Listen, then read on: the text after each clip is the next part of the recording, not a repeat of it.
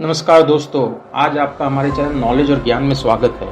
आज हम बात करेंगे सूरत की, जिसे गुजरात के इकोनॉमिक कैपिटल के तौर पे जाना जाता है और इसे लोग डायमंड सिटी और टेक्सटाइल सिटी भी कहते हैं। लेकिन आज हम बात करेंगे सूरत के कुछ ऐसे अमेजिंग फैक्ट्स के बारे में जो शायद ही आपने सुने होंगे या देखे होंगे। तो आइए बात करते हैं सूरत के ऐसे ही 5 अमेजिंग फैक्ट्स के बारे में।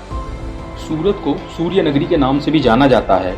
महाभारत के अनुसार कर्ण की मृत्यु के बाद उनका अंतिम संस्कार उनकी इच्छा के अनुसार सूरत में किया गया। ऐसा इसलिए क्योंकि कर्ण ने कृष्ण से उनका अंतिम संस्कार कुंवारी जमीन पर करने को कहा, जो कि सिर्फ तापी नदी के किनारे सूरत में थी। और तापी भी सूर्यपुत्री और कुंवारी माता के नाम से जानी जाती थी और कर्ण सूर्यपुत्र थे, इसलिए सूरत को सूर्य नगरी कहा जाता है। और कर्ण का अंतिम संस्कार सूरत में किया गया था। इसका प्रमाण आज भी सूरत के 4 धाम मंदिर में 3 पत्तों वाले बरगद के रूप में देखा जा सकता है। ऐसी मान्यता है कि इस पेड़ में चौथा पत्ता नहीं आता है और यह 3 पत्ती ब्रह्मा, विष्णु और महेश का प्रतिरूप माना जाता है, जो प्रमाण है कि कर्ण का अंतिम संस्कार इस कुंवारी जमीन पर तापी नदी के किनारे किया गया था। फैक्ट नंबर 2, सूरत को मुगल, पोर्टुगीज और ब्रिटिशर का सबसे इंपॉर्टेंट ट्रेड सेंटर माना जाता था। 1573 में जब सूरत पे मुगलों का राज था, तब इसे मुगलों का सबसे समृद्ध बंदरगाह या पोर्ट माना जाता था। मुगल इसका इस्तेमाल अपनी हज यात्रा के लिए भी किया करते थे। और बाद में मुगल शासक जहांगीर द्वारा 1612 में ब्रिटिशर को यहाँ अपनी पहली परमानेंट ट्रेडिंग फैक्ट्री लगाने की परमिशन दी गई और 1664 में शिवाजी द्वारा 2 बार सूरत को लूटा गया। पहली बार 1664 में, जिसे बैटल ऑफ सूरत के नाम से जाना जाता है, जिसमें शिवाजी ने मुगलों को हराया। और काफी हिस्टोरियनों का ये भी मानना है कि शिवाजी के इन्हीं हमलों के कारण सूरत ने उस समय अपने व्यापारिक इंपॉर्टेंस को खो दिया। बाद में ब्रिटिश राज में ये इंपॉर्टेंस हमें बॉम्बे पोर्ट की ओर जाता हुआ दिखाई दिया।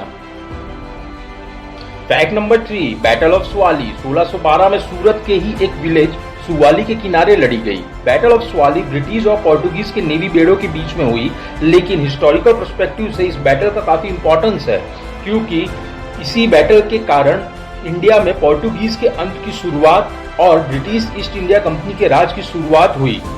और इसी बैटल के कारण ब्रिटिश ईस्ट इंडिया कंपनी को मुगल शासक जहांगीर द्वारा इंडिया में सूरत में अपनी पहली ट्रेडिंग फैक्ट्री लगाने की परमिशन मिली। काफी हिस्टोरियन का यह भी कहना है कि उस समय के पोर्टुगीज नेवी बेड़े को हराकर ब्रिटिश नेवी बेड़ा और ज्यादा मजबूत हुआ, जिसके कारण ब्रिटिश ईस्ट इंडिया कंपनी के कमर्शियल इंटरेस्ट और ब्रिटेन को यूरोपियन पावर बनने में काफी मदद मिली। और बाद में ब्रिटिश ईस्ट इंडिया कंपनी के वही नेवी बेड़े ने ब्रिटिश इंडियन नेवी का रूप लिया और आजादी के बाद हम इसे इंडियन नेवी के नाम से जानते हैं। इसी कारण से सूरत के सुवाली को मॉडर्न इंडियन नेवी का बर्थ प्लेस भी माना जाता है। Fact number 4, Surat importance in freedom fight 1907 में सूरत में इंडियन नेशनल कांग्रेस का सालाना अधिवेशन आयोजित किया गया। इस अधिवेशन के दौरान इंडियन नेशनल कांग्रेस के अंदर ही एक्सट्रीमिस्ट और मॉडरेट्स यानी गरम दल और नरम दल के नेताओं के बीच में इस अधिवेशन की लीडरशिप को लेकर कुछ लड़ाई हुई, जिसे सूरत स्प्लिट के तौर पे जाना जाता है।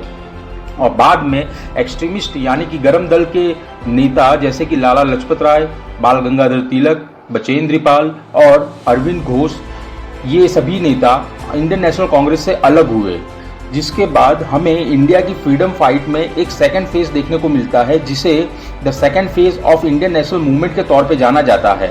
उस समय के दौरान इंडियन फ्रीडम फाइट में क्रांतिकारी लीडर काफी आगे आए। इस तरह सूरत में इंडियन फ्रीडम फाइट के सेकंड फेज की शुरुआत हुई।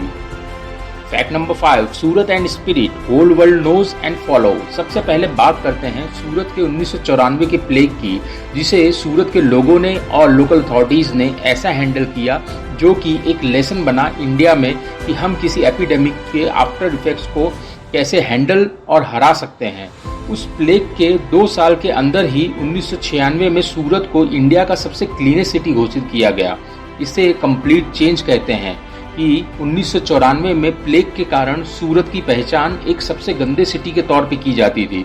वही सिटी 2 साल के बाद इंडिया का मोस्ट क्लीनेस्ट सिटी और 2020 में 3rd मोस्ट क्लीनेस्ट सिटी बना।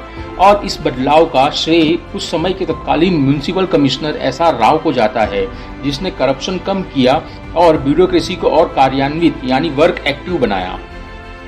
इसके बाद सूरत ने 2006 में सबसे बड़ा फ्लड झेला, जिसमें सूरत और उसके गांव के ज्यादातर इलाके 80 से 95% फ्लड की चपेट में आ चुके थे। सारी दुनिया को लगा कि सूरत एज ए सिटी 10 साल पीछे चला गया और कम से कम 5 साल लगेंगे फिर अपनी पोजीशन को हासिल करने में, लेकिन 2 महीने के अंदर सूरत वापस अपनी रफ्तार पकड़ चुका था और 2 साल के अंदर सूरत को सबसे fastest growing city of world का खिताब मिला। और जब 2011 में जापान में सुनामी की त्रासदी आई, तब जापान ने सूरत का एग्जाम्पल देते हुए कहा कि उन्हें इस त्रासदी से लड़ने की प्रेरणा सूरत सिटी से मिलती है। जैसे उस सिटी ने 2006 के मेगा फ्लड को हैंडल किया और सूरत आगे बढ़ा, हम भी वैसे ही आगे बढ़ेंगे। तो इस प्रकार ये थे सूरत के कुछ अननोन फैक्ट्स और अब हम मिलेंगे अगली वीडियो में। तब तक के लिए नमस्कार और वीडियो अच्छी लगी हो तो लाइक करें, शेयर करें और कमेंट करें।